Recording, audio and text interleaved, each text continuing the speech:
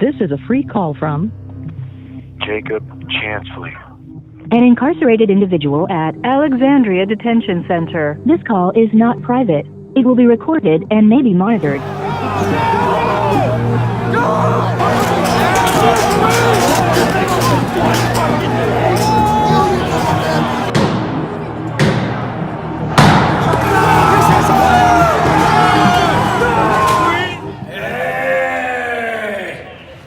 Fucking hey, man. Glad to see you guys. You guys are fucking patriots. Look at this guy. He's got covered in blood. God bless you. I got shot in the face. I got shot in the face with some kind of plastic bullet. It's only a matter of time. Justice is coming. I'm not one to usually take pictures of myself, but in this case, I think I'll make an exception. Jake Angeli, the self-proclaimed QAnon shaman, has just been sentenced to 41 months in prison for his role in the January 6th Capitol riots. He was seen entering the Senate chamber with a spear. To accept this free call, press 1. Thank you for using Securus. You may start the conversation now. Hey man, how's it going? All right, cool. Are we good? Yeah, we're good. How you doing, man? I'm doing okay, brother. I'm doing okay. You know, spent the last 20-something hours in a cell, so, you know, but at least I had something to work on. Right. So for those who don't know, where are you at right now? Oh, I am in Alexandria Detention Center in Alexandria, Virginia. I am sleeping on a 1.5-inch foam mat that is on top of a concrete slab every night, and that's pretty much where I'm sitting all day as well. I get 22 hours in my cell and 2 hours outside of my cell. There's no going outside or working out or anything like that. You know, this place can definitely take its toll on you. You know, it makes me think of the saying in Shawshank Redemption when Red said, in prison a man will do most anything to keep his mind occupied. Yeah, I know how that is. Right. How would you describe the conditions of the jail that you're in right now? Well, the conditions in Alexandria are, in the detention center, not as bad as they were in, say, the D.C. jail. I've never experienced, like, real racism and prejudice in my life until I went to the D.C. jail. There was a black woman from Nigeria that was like their nurse or their doctor that was examining me while I was fasting for 11 days because they weren't feeding me organic. She thought I was a racist and a white supremacist and all this crap because she believed what was on the mainstream Mockingbird media. And when I told her that I was not racist, that I was not white supremacist whatsoever, that I've actually, you know, dated all sorts of women of all sorts of races, I've had all sorts of friends of all sorts of races, and I said, I've even dated several black women. And she said, I can't believe a black woman would ever date you. And I was like, oh my God, you know, like this woman is like being openly racist, you know, because if the roles were reversed and she were standing in the doorway while a white nurse told a black guy, I can't believe a white woman would ever date you, she would be appalled. You know, she doesn't know what my ethnic background is. She doesn't know I got Native American blood in me. She doesn't know, you know what I'm saying? She has no idea, but she's judging me by the color of my skin. There was also a guard over there that wore a Black Lives Matter mask. So he was taunting the Trump supporters and, you know, like harassing them and, you know, messing with them and stuff. I didn't know you had a Native American in you. Yeah, that's something that I found out somewhat recently, actually, when I talked to my grandmother of my father, who I never met my actual father, except for like once when I was 30. But my grandmother on that side, she told me that we have Cheyenne blood in us. For sure. Have you been able to make any friends in there? Oh, no, dude. No offense to anybody in here, but, you know, jail is not the place to make friends. I just figure, like, you might want to play card games or, like, you know, spitball and figure out some way to pass the time. Oh, dude, I can't get it. No. That's the thing. I can't play card games with anybody because I'm in the cell 22 hours a day. And when I come out of my cell, I'm the only one out of my cell. So you got sentenced to 41 months. How do you feel about that sentence? You know, I don't think it's fair, if that's what you mean. I think that they thought an example had to be made, and I don't think they anticipated that example being a double-edged sword, where, you know, they tried to make an example out of me, but in the process they made it clear to the American people that the justice system is not fair or balanced. What do you mean by that? That, you know, there was a guy that threatened to shoot Pelosi in the head, and he brought 2 guns and a bunch of ammo, and he got 28 months. I never threatened to hurt anybody. I never vandalized any property. I never hurt anybody. I didn't assault anybody. I didn't steal anything. You know, WTF, mate. Right. So why do you think they picked you to make an example out of?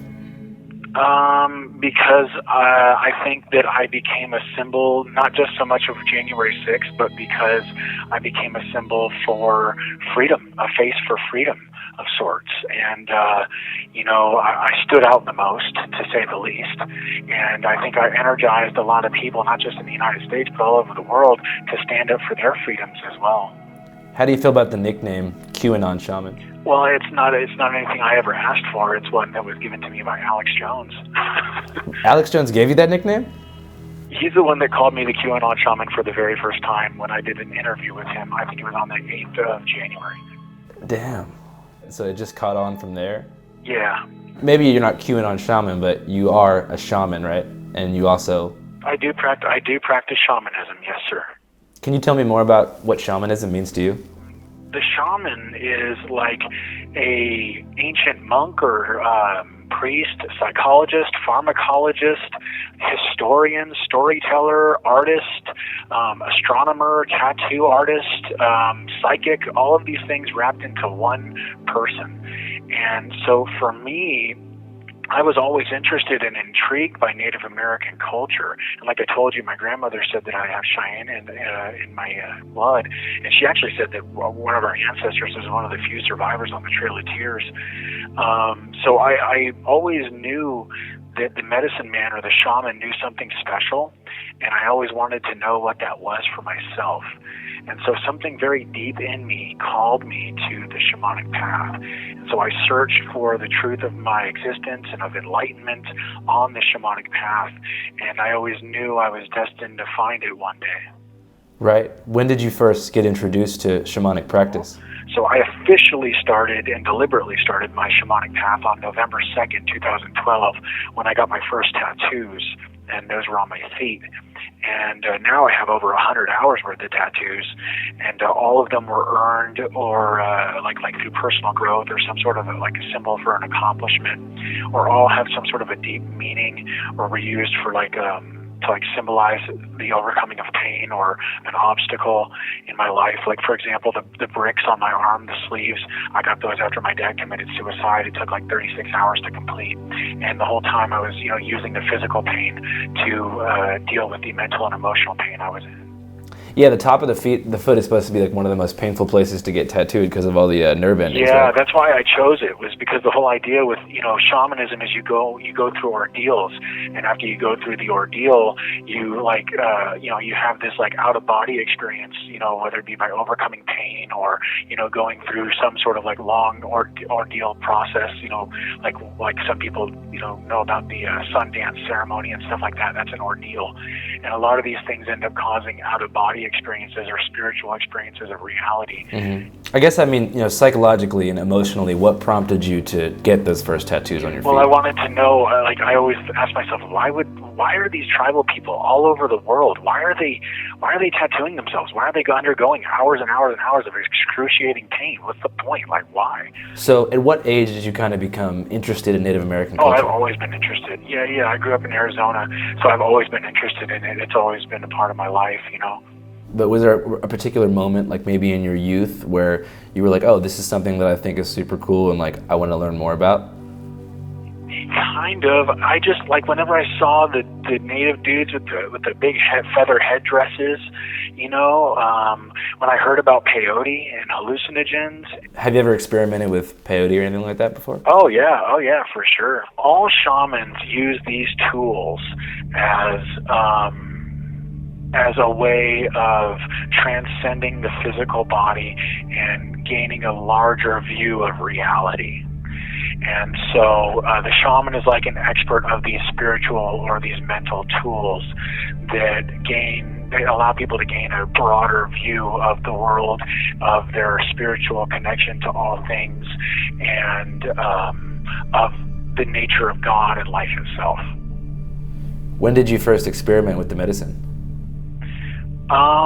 That was, I think, in like 2014, 2015, something like that. That was the first time I ever tried peyote. But I had tried other, things like sacred mushrooms and, things like that beforehand. What insights do you feel like you gained from peyote? Well, I can honestly tell you, I'll put it this way. The only way that I can really explain the things that I understand or the insights that I've gained, it wasn't just through peyote. It was through things like cannabis, through mushroom experiences, through all sorts of other, transcendental experiences, including things like meditation and trance states, breathing rhythms, even things like fasting, tattoos, all of that stuff. And the ultimate conclusion I came to is that the body is a tool for the soul of God, almost like the body is like a microscope and a telescope, and the soul of God is the observer, able to examine the infinitely large or the infinitely small. And so in a way, the body is like an instrument that can be tuned in a number of different ways to tune the mind and the body to the frequencies of God's omnipresent consciousness. Every culture has a different name for it. Nirvana to the Buddhist, Brahma to the Hindus, collective unconscious to the materialists. Ultimately, though, I came to discover that the light is one and the paths are many, and everything and everyone is interconnected to the same omnipresent collective soul that we call God. And even science has come to say, that everything is made up of energy. We all have these different words for essentially the exact same thing. But ultimately, because I was always seeking God and the truth about the purpose of life, was I able to find it. I didn't really get, quote unquote, involved in politics until 2020. What catalyzed you to get involved in politics? Well, that is a funny story. Let me start by saying that a fish does not know that it's swimming in water, okay? And a sane person in an insane society will appear insane. So that being said, everything I'm about to say, I ask people to keep an open mind and an open heart and try and understand that, where I'm coming from is a place that is, from literally thousands of hours of research, and I'm a very skeptical and rational person, and the only way I'm ever going to believe anything is if I've seen it from more than one angle and I've heard it from more than one source, and dinged the little truth bell inside of my heart. So I always knew that DC was corrupt. And when I heard about Podesta's leaked emails to the public, I started to read them with a mild curiosity. Then I started to notice a very strange pattern in the emails and many of the other emails that were leaked, and how it involved most of the, like some of the most powerful DC moguls, like, Clintons and the Obamas and Bidens, and how it involved celebrities and international bankers. And the big picture became crystal clear. And it was not even a week or two later that the first Q drop appeared. And all the research pointed to Q being the beginning of full disclosure.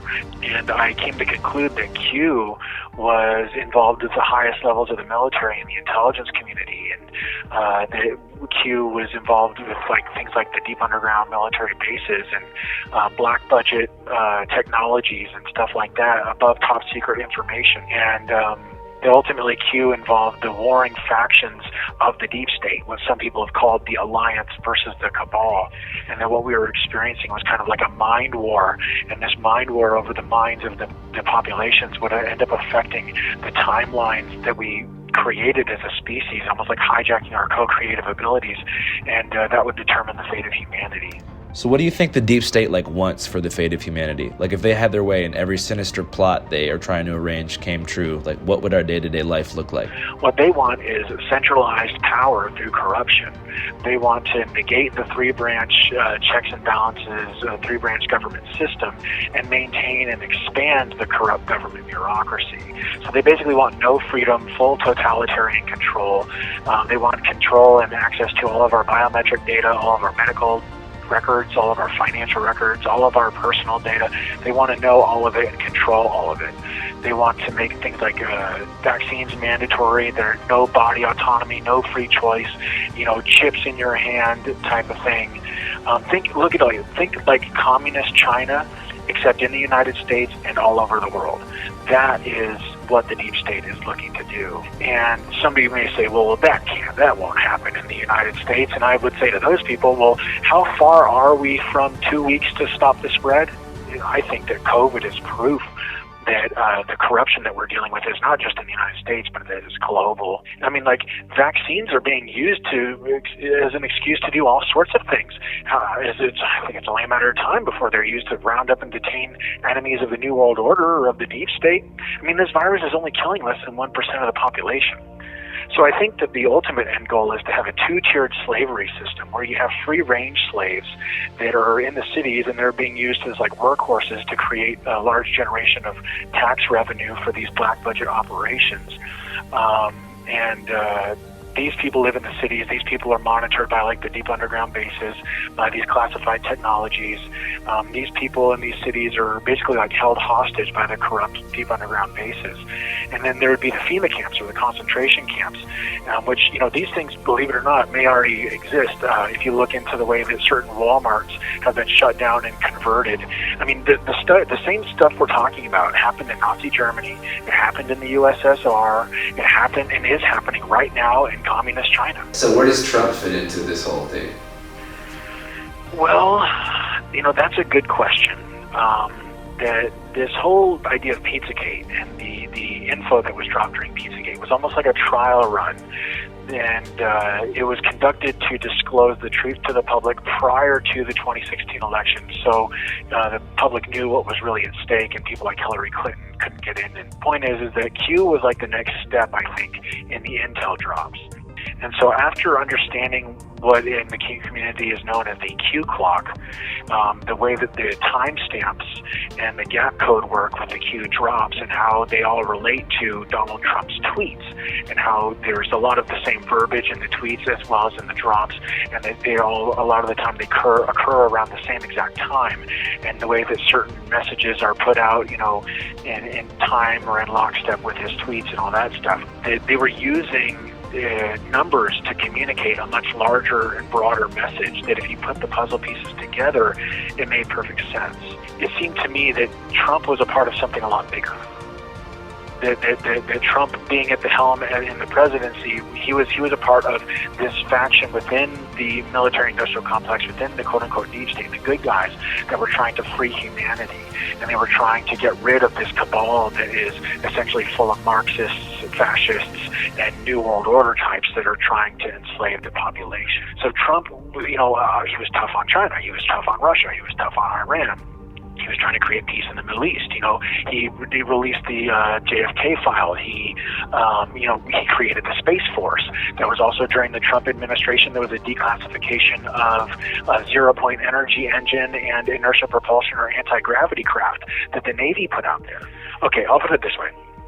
Q is the only major movement in history, as far as I can tell, that is working to disclose the full truth about, say, government special access programs, top secret information and technologies, the truth about things like aliens or interdimensional beings and their role here on the planet. They're the only ones that this movement was the only portion of any sort of campaign that I've seen in history that is talking about the breakaway civilization that has been created in these deep underground military bases. It's the only movement that is disclosing the truth about things like looking glass technology, the anti-gravity technology or inertial propulsion technology, how it relates to things like time travel and creating timelines, the way that we have healing technologies or infinite energy devices, and how all this stuff relates to black budgets and to the endless amount of tax dollars that are being used to create this breakaway civilization. We procured over 1,500 Nazi scientists, doctors, and intelligence agents and brought them over here. We wiped their war records and their war crimes clean. We brought them into our government and put them some of the highest levels of power in our government bureaucracy during Operation Paperclip. Right. Go ahead. I was saying, a lot of those things are objectively true, right? Operation Paperclip was real. Operation Mockingbird was real. MK Ultra was also real. But do you think that the more intense stuff in the Q universe, like elite Democrats drinking children's blood, is also real? Here's the thing about that. For thousands of years, that has been something that has been practiced by elite groups in high levels of occultic power. Okay, in ancient Rome, in ancient Egypt, okay, in ancient Babylon, in ancient Sumer. Okay, there were high levels of elites. Okay, and these individuals, what they would do is they would consume large amounts of psychoactive plants, and then they would do so at places like sacred sites, like the pyramids, or in temples, or near obelisks, or out in the desert, or at sacred sites, et cetera, et cetera. And when they consume these large amounts of psychoactive plants, they would have these out-of-body experiences where they communicated with interdimensional beings that were of like a higher dimensional realm in the frequencies of light that are not perceived by the five senses. Okay, and they would download large amounts of data in these higher dimensional data fields that in many cases would go beyond syntax or go beyond the use of words. And these individuals basically expanded their consciousness field to like cosmic levels of proportion, and were able to digest these massive amounts of knowledge that most people don't even perceive because they're so busy being stuck in their bodies. Now, with all of that said, there's another faction within the ancient Egyptian hierarchy, and that would be like the people that worship Set. And Set is like the ancient Egyptian form of Satan. Okay, so Satan worship and Saturn worship are one and the same thing. And so there was this ancient form of Saturn worship in ancient Egypt, where what they would do is, instead of consuming large amounts of psychoactive plants, which they did do on occasion, but what they did more than anything is they used things like, say, Hebrew children or children of slaves to do these satanic ceremonies of blood sacrifice. And the whole idea is that they terrified their victims to the point to where their victims had an out-of-body experience. And in this out-of-body experience, their body filled with adrenaline, okay? And as their body filled with a bunch of adrenaline, they would end up killing the victim, sacrificing them to Saturn, okay? And in the process, their adrenalized blood would be drained and poured into like a chalice or something like that. And when they drank the blood, they were drinking something known as adrenochrome, because once the adrenalized blood was hit with oxygen, it changed from adrenaline to adrenochrome.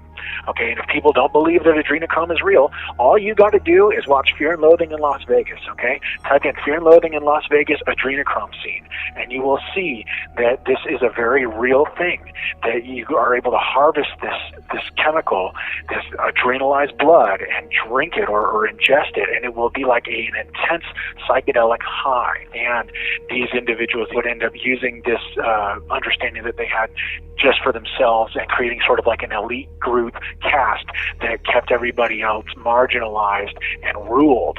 A lot of the time it was the same bloodlines that were moving from one empire to the other around the globe and erecting these empires based off of the same ritual magic. Okay, and they would infiltrate the gene pools of certain ecosystems or certain nations, and then they would use these individuals as they infiltrated the gene pool. They would use their children as like higher level people in power, whether it be making them king or making them a prince or a duke or a sultan or whatever. So this is something that has been going on for quite some time. I mean, if you look into, how similar one of the, I forgot his first name, but there was a certain Rockefeller that looks just like John Podesta, and John Podesta looks just like the singer from what's his name, from Linkin Park. I can't believe I'm drawing a blank on his name. Chester Bennington. Chester Bennington, thank you. Yeah, they all look like strikingly similar. Okay, Merkel in Germany looks just like Hitler. Barbara Bush looks just like Aleister Crowley. What we're talking about is like a 6,000-year-old death cult that has been sacrificing children, like what was going on in Babylon and in the Canaanites where they were sacrificing children to Baal and Moloch and all that stuff. Okay, there's international bankers that own whole economies. There are international bankers that own whole countries and whole economies, okay? And these individuals are able to control and corrupt whole institutions of government, of corporations, banking. Right. So I just wanted to say, I feel that when people talk about ritual murder and the satanic sacrifice of children, I think that raises a lot of red flags for people in terms of like anti-Semitism, because people used what they call blood libel all throughout the 20th century to provide justifications for genocide, and it was kind of spread as propaganda because saying that someone eats babies is like the worst thing you can say about someone. Pretty much, that's like if you lose all your friends, like if people think you eat babies, like it's over for your career and social life. So, and I think it's important to note here, though, that first of all, you're absolutely right, and there have been many people that have been maligned and been demonized as dark occultists, and it turns out that they're not. There have been a lot of people that have taken the rap when they weren't doing any of these things. Like you said, it was just negative propaganda campaigns. But I also think it's important to note here that there's people that say, it's the Hebrews that are doing it, or it's the Satanists that are doing it, or whatever. What you got to keep in mind is that, first of all, real Hebrews would never do anything like that. When you say they worship Saturn, are you talking about the planet? Yes. Satan worship and Saturn worship are one and the same. Is it just because they sound similar, or is there a connection? No. We're talking people that understand the intricacies of astrology, interconnectivity, or what is called quantum entanglement in the quantum field, or the way that electromagnetic fields are nested. And when you contribute certain energies to a certain electromagnetic field, there are certain effects that happen within the ecosystem or within the electromagnetic nested ball of yarn, shall we say. Right. So I want to talk a little bit more about QAnon. So the mythology of QAnon was all about how this event was going to happen, and it was going to be called the Storm, which is basically when they stopped the steal, they put Trump rightfully back in the White House, and then patriots take control of the country and disempower the deep state. But on December 8th, 2020, QAnon made its last post, which was just a YouTube link to the song "We're Not Gonna Take It," "We're not gonna take it," and then pretty much like went dark. And so it's like, I think it leaves a lot of people wondering, like, did the storm happen? Like, what's up with the storm? Is it still coming? Like, what's next? Well, first of all, I think that we're in the midst of the storm with all of this COVID stuff. I think that we're in the midst of it right now. If you think about the damage that's being done to our economy, to our culture, to our national identity, to the truther movement, as it were. But I think that it's important that people realize that people now know about child and human trafficking, and they also know about the hundreds of deep underground military bases in the United States and all over the world. They also know about things like spiritual parasites and the way that psychic vampires play a role. They know about Adrenochrome. They know about Bohemian Grove. They know about Jeffrey Epstein and his island and all the pedophile networks and the pedophile code. They know. You said psychic vampires? Yeah, that's what I said. That's what these Satanists are. Is they're like psychic vampires. Okay. They're like demonic possessed people. That's part of what black magic is you allow your body to be like a vessel for a demonic spirit. Okay. So people know about the deep state. They know about how blackmail is used in the deep state to cover up the crimes against humanity, how it's all these networks, the pedophile networks and the Mockingbird media is used to cover up the truth about this breakaway civilization that's going on underneath our feet as we speak. People are being neuro-linguistically programmed with the truth. But unfortunately, the movement has become fragmented. There's people that infiltrate and spread disinformation. Right. So I just want to go back to the storm a little bit. The 6th of January was supposed to be the storm, right? Is that the case? I don't know. I remember like in a lot of the flyers that I saw for the 6th beforehand, like that got sent to me, it was like the storm is coming. The 6th is the storm, because, they're going to stop Congress from certifying Joe Biden. And then the 20th was supposed to be the storm, which was Inauguration Day. And I was actually in D.C. for Inauguration Day, and it was a military occupation in the streets. There was checkpoints on every street. You couldn't even walk around. There was hardly even a celebration crowd for Biden, and definitely not really an opposition crowd for Trump. I think a lot of people just got turned off from Q because they saw the goalposts just being moved what felt like over and over again.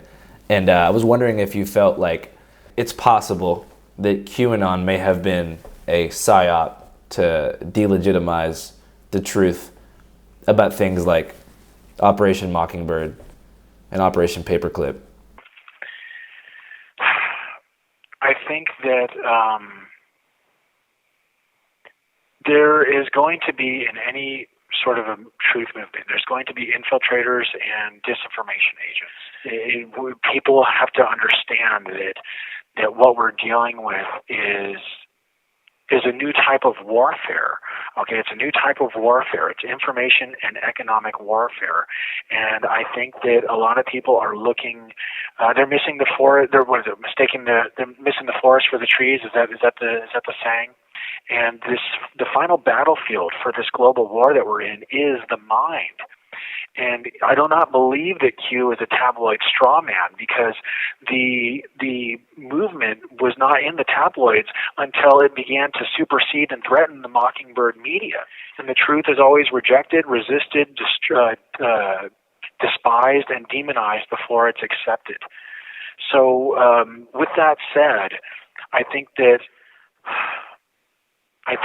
we have to look at the wins.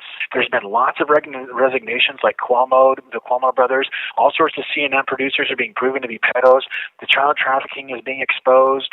The vax mandates are dead in the water. Omicron is probably going to create a massive global herd immunity without too much adverse side effects. Let's Go Brandon is taking over the entire nation. I mean, and of all places, on college campuses where they were hoping to indoctrinate all these people to be Marxists. Parents are standing up to school boards, and CRT is dead in the water. Kyle Rittenhouse's acquittal was a huge win for the Second Amendment. I mean, for Christ's sake, Black Lives Matter and Trump supporters were marching against the vaccine mandates, for crying out loud. We are now going to have free speech alternatives to social media. Cancel culture is being canceled. People are realizing that woke is broke, man. The world's waking up. Everybody's standing in solidarity together, bro. So it's going to take some time. That's just all there is to it. It's going to take some time. So I think that what people need to do, as opposed to being demoralized, is they need to pick a hill and have an indomitable will. They need to stop putting all their hopes in one person or in one group, because then their hope is so easily lost. They need to be the change that they want to see in the world. You have to be the change you want to see. Fight with all your might. You know what I'm saying? But do you? Are you allowed to talk about January 6th? I'm not going to talk about that. I've been advised by my lawyers just to leave that situation alone. Okay. Well, I guess, do you feel like Trump should have done more to help you? Well, I feel about Trump the way that I felt about him throughout the 4 years of his presidency. I mean, it's changed slightly with his support of these vaccines, but he took the deep state and the corrupt bureaucracy and the corrupt media on head-to-head. He went toe-to-toe with them, and he did that, I think, for the American people and for America in general. I think that took courage and strength. But there's other things where it's like, I look, he built the border wall went through a sacred Native American burial ground. They blew up a sacred Native American burial ground on the southern border of Arizona, just so they could put a wall through it. And to me, that's akin to blowing up a veteran's graveyard. I think Trump should have fired Fauci when he had the chance, as opposed to giving him the microphone, as opposed to pushing vaccines and Operation Warp Speed as the greatest achievement of mankind. And once again, coming to your question, I think he could have and should have been there for more of the J6 people. I think he should have been more outspoken. In all honesty, I honestly think he should have given all the nonviolent offenders a pardon, personally. But at the same time, I try to understand his reasoning for all that, and I know that I don't know everything. And I have to respect and appreciate what it is that he has done for the American people, even if I don't always agree with him or see eye to eye. Right. One thing I think about January 6th in the media, it's very strange to me that people took you, and in the media, especially right-wing media, made it seem like you were some sort of crisis actor hired by Antifa to make people look dumb. All I can say is, for part of me was like, that's hilarious, because anybody that really knows me knows that's not true. Another part of me is like, okay, this is a perfect example of how it is that the truth gets smeared. The fact of the matter is, I'm not Antifa. I'm not Black Lives Matter. And the fact of the matter is, when I was marching at the Black Lives Matter and the Antifa protests in Phoenix, I wasn't marching with them. I was marching with the police. I'm a perfect example of how they neurolinguistically program people through the use of images, through the use of trigger words, and through the use of trigger images. And as far as I'm concerned, you need to be the change that you want to see in the world. You need to be the one that's the leader. I think that imagine this, for example. We have a capital in every city, in every state, and in every country all over the world. Imagine if every single person that was dedicated to the truth and to getting the truth out to the people met at their capital every single Saturday at noon. So this is our historical window of opportunity where we can all gather together, nonviolently at our local capitals, where we can organize by default. We can change the dialogue. We can, moralize by default. We can change our collective thought patterns by default. This idea of every Saturday at noon at your local capital, it organizes people by default. It changes. Not only that, but it would take the stigma away from, pulling up to the Capitol. If we pulled up to the Capitol, our own capitals, every week, just like, exactly. Hey, we're here. Exactly. And then that way. Think about the way. Oh, go ahead. That way, you can't say, "Hey, they went to the Capitol, they're terrorists." You say, "They went to the Capitol. That's what they're supposed to do. That's what we always do." Right? And think about how that would change the collective thought patterns. And think about this. Imagine if every Saturday at the Capitol at noon, people gathered together and they burned their vax cards, or they burned their vaccine passports, or they burned their masks, very similar to what like Gandhi did in South Africa with the passes that the Indians were forced to carry, but no British citizen was supposed to carry or forced to carry. Okay, imagine if everybody refused to socially distance, if everybody was praying or singing, dancing, and socializing, or basically going back to normal, if actually better than normal, because now we're all united. Imagine if at these locations people were talking about Tesla coils and zero-point energy engines. Look at people like Gandhi, look at people like Martin Luther King Jr. and stuff like that. Even look at what happened in the USSR, where everybody gave the communists the finger and said, "We're not working for you, we're not working with you," and the USSR fell. Right. So I want to go back to something you talked about, and it's the idea of nonviolent rebellion. And I'm of the belief that you are a truly nonviolent person. But with a lot of these, with a lot of these large events, like large protests, large rallies, I think that there's going to be a lot of bad seeds that are in the mix, and that isn't referring to a specific event, just in general, And I think that it becomes harder to police and expel violent people from your movement as tensions are high and numbers grow.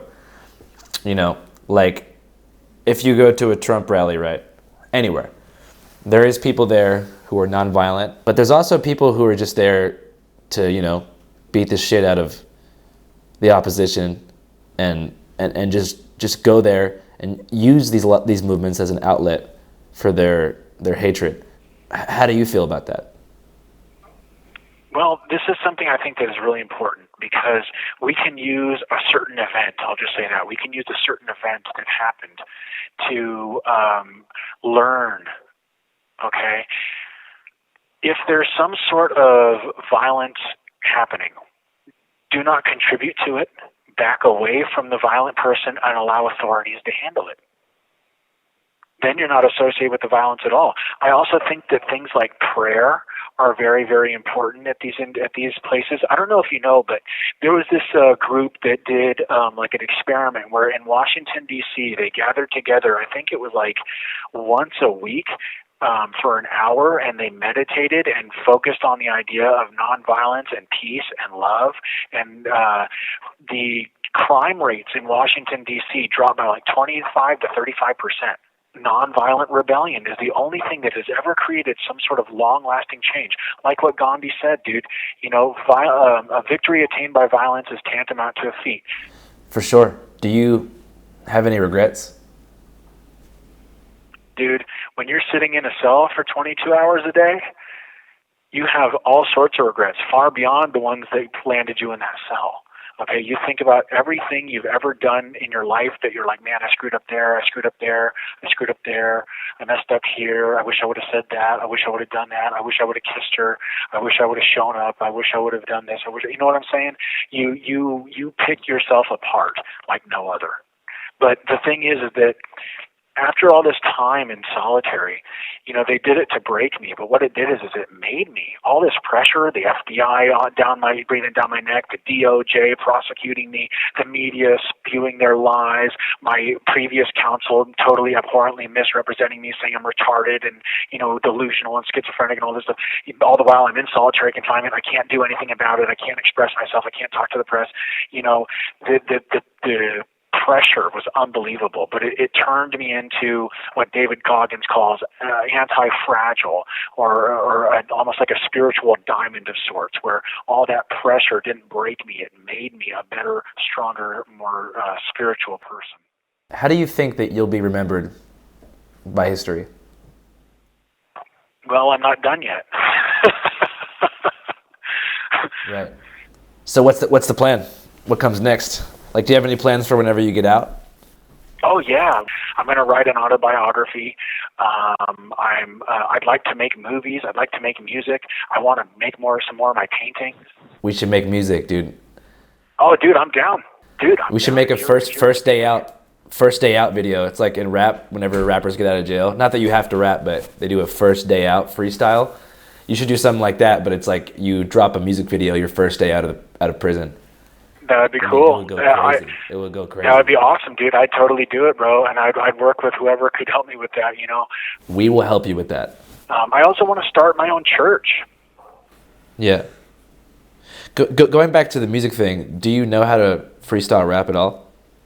I'm a poet. I'm not a rapper.